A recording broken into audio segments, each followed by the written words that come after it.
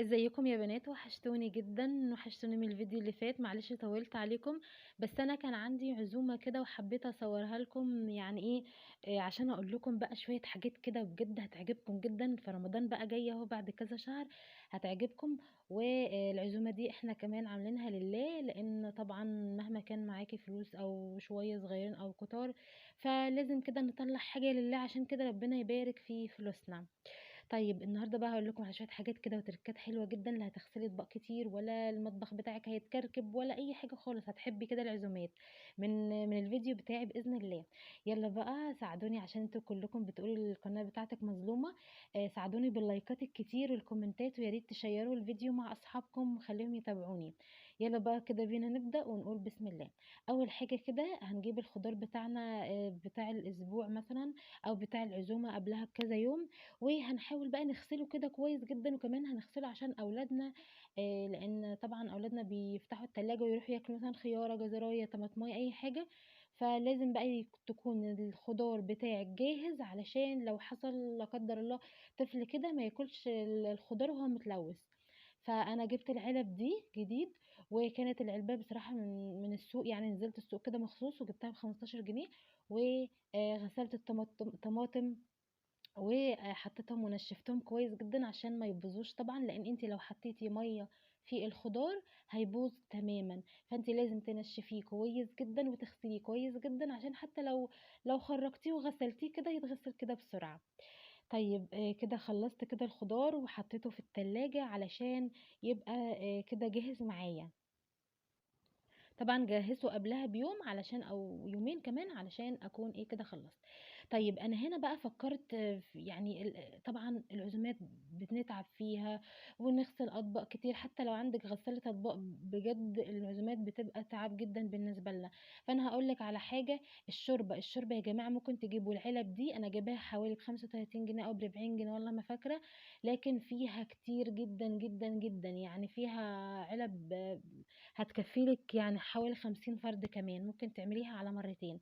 هتجيبي العلب دي وتحطي فيها الشوربة، وبتحتفظ كمان بالشوربة بدرجة حرارتها زي ما هي. حتى لو مثلا قعدتي نص ساعة مثلا، ممكن تحطي الشوربة ومصدقوني مش هتبرد خالص. وطبعا توفير للوقت وتوفير للجهد وتوفير ان انت ما تغسليش اطباق كتير. جهزت بقى العلب دي قبلها بيوم انا وولادي، وحطيتهم كده وقلت لهم خدوا واعملوا شويه، وانا كده عملت شويه قدامكم علشان تعرفوا انا عملت ايه. جهزتها بالشكل ده علشان لما اجي احط الشوربه تكون جاهزه. وفعلا اسعفتني جدا جدا، ومش خساره فيها الفلوس بصراحه. شكلها كده حلو وجميل. طيب بالنسبه للعصير الشاي ده كله، فعلا الكوبايات دي بجد حلوة جدا. في منها يعني ده كله حوالي ب15 جنيه، وفي كمان محلات بتباعها ب10 جنيه. كفتني عزومة حوالي 30 فرد وأكتر، ومع أطفال بقى وكده. ولكن برضو كمان فاضت مني. جهزت بقى الصواني برضو بالليل قبلها بيوم، وحطيت الكوبايات بالشكل ده علشان لما يجي يقول مثلا عايزين شاي الكوبايات اهي اتفضلوا، وعايزين عصير الكوبايات اهي اتفضلوا. خلاص على كده. ده ركن بقى العصاير. حتى لو الكوبايات دي طبعا بترميها بعدها، لكن بجد بتسعفك جدا جدا من غسيل بقى، ومن دوشة، ومن كوبايات اتكسرت. يعني مش هتشيلي هم حاجة خالص. حطيتها كده على ظهرها كده بالشكل ده علشان ما يقعش فيها اي عفار او اي حشرات. وبكده جهزت علب الشوربة، وكمان جهزت علب العصاير او الشاي. بجد الحاجات دي يعني اتمنى انتوا يعني بجد تستفادوا منها كتير. دي بقى جبتها للطحينة وجهزتها كده وحطيتها. جبت بقى البهارات بعد كده. طبعا لازم البهارات تكون حلوة. يعني اي عزومة لازم تجيبي بهارات كده جديدة، ويكون من محل يعني حلو. ان المحل مثلا تعودي المحل اللي يكون الايد عليه كتير، الرجل قصدي عليه كتير وكده، هاتي منه. لان بتكون حاجته صبحة على طول، وبحيث ان انت ايه تجيبي الحاجة مش مركونة. لأن البهارات لما تكون مركونة فعلا، ولا بيكون ليها لا طعم ولا ريحة. فانت كده اختاري محل يكون مثلا بيبيع على طول وكده، فخدي منها الحاجات دي. ممكن كمان تجيبي تسحني في البيت، لكن انا ما كانش عندي وقت، فجبت بقى من كل حاجه ب10 جنيه: فلفل اسمر، كمون، حبهان، كركم. الحاجات دي كلها بحتاجها في التتبيلات، كاري، بهارات فراخ، بهارات لحمه، جوز الطيب. الحاجات دي كلها بحتاجها في العزومات، وطبعا كفتني طول الشهر، مش عزومه بس. حطيت بقى البهارات علشان يكون مثلا بالليل اجي اتبل بقى. يعني انت هتعملي التتبيله بقى بالليل قبلها بيوم. كده خلاص خلصت البهارات وحطيتهم وجهزتهم علشان اكون يعني سهل ان انا اتحرك في المطبخ. ما تنسوش كمان يا بنات ورق اللوري ده، او اللورة، حاجة زي كده يعني. بنجيبها طبعا. هو انا قريت ان هو او سمعت ان هو مش بتستفادي منه من الشرب قوي، لكن هو بيساعد على الهضم، او مثلا القولون والحاجات دي يعني. جبت برضو الطحينة وحطيتها علشان لما اجي يعني مثلا الطحينة تعملوها قبل العزومة مثلا ب4 ساعات وكده علشان تكون جاهزة. وعايزة اقول لكم الطحينة تكون مثلا في العلب اللي انا قلت لكم عليها، وفيها شوية زيت وحاجات من دي. أنا طبعا لسه الفيديو قدام هعملها لكم. جبت ده بقى للعصير، كيلو من عصير البرتقال الحبيبات ده. برضو حلو جدا لو انتي مش هتقدمي بيبسي او اي حاجة، برضو تجهزيه قبلها بيوم. والملح بقى كده، وظبطت الرخامة. وبعد كده اللحمة طبعا جوزي اشتراها وقطعتها كده قطع صغيرة. مش عايزة اقول لكم بجد، والله العظيم بعد العزومة ما حسيتش بتعب، ما حسيتش، حسيت برضا كامل كده. انا كنت متضايقة منها الاول بصراحة، اقول لسه هعمل عزومة ولسه هتبل وكده، لكن بصراحة يعني الحمد لله عدت بخير، وما فيش تعب خالص، عشان هي لله طبعا. وربنا يبارك لنا يا رب في اولادنا جميعا. حتى انت لو مش عايزه تعملي عزومه كبيره، ممكن كده يعني كيلو 2 كيلو لحمه او شويه رز كده، وتفرقيها على ناس غالبا. هنا عملت اللحمه كده خلاص، وجبت سمنه وحطيت وحمرتها كده شويه علشان تدينا شوربه كده سمينه وحلوه. انا معرفتش اكمل بصراحه لان الوقت كان ازف، لكن هكمل معاكم اهو. عملت اللحمه، و يعني حطيت بقى البصل والحاجات دي. جيت بقى هنا، يعني اللحمه طبعا تتعمل قبلها يعني العصر، انا كان عزومه على العشاء فانا عملتها العصر.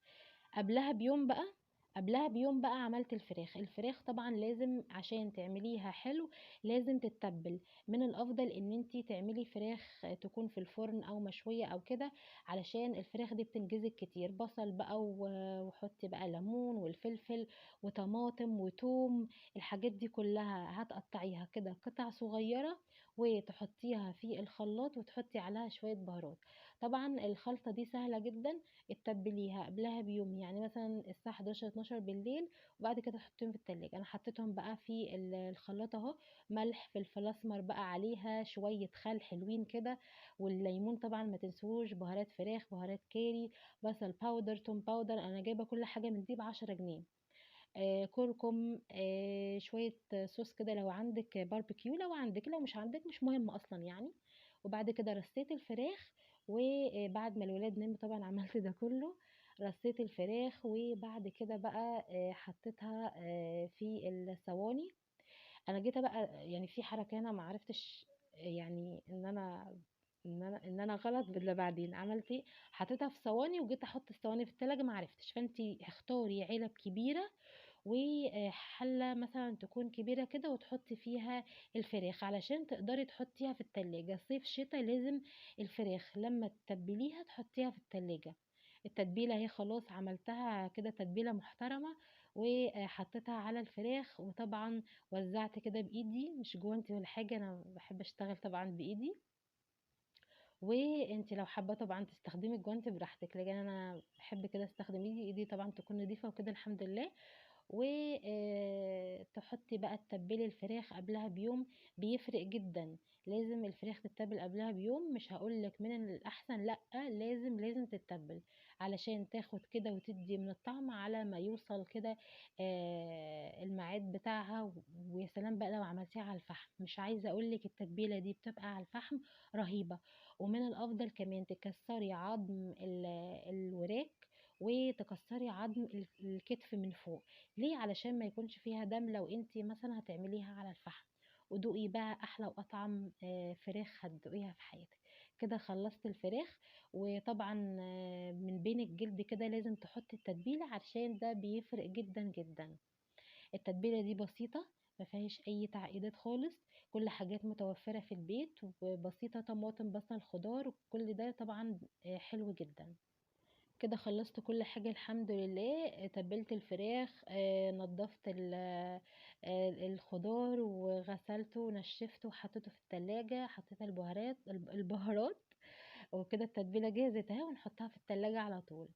بعد كده بقى تاني يوم العصر، طبعا كان على العشاء جيت اعمل الطحينة هتبقى عبارة عن ايه بقى؟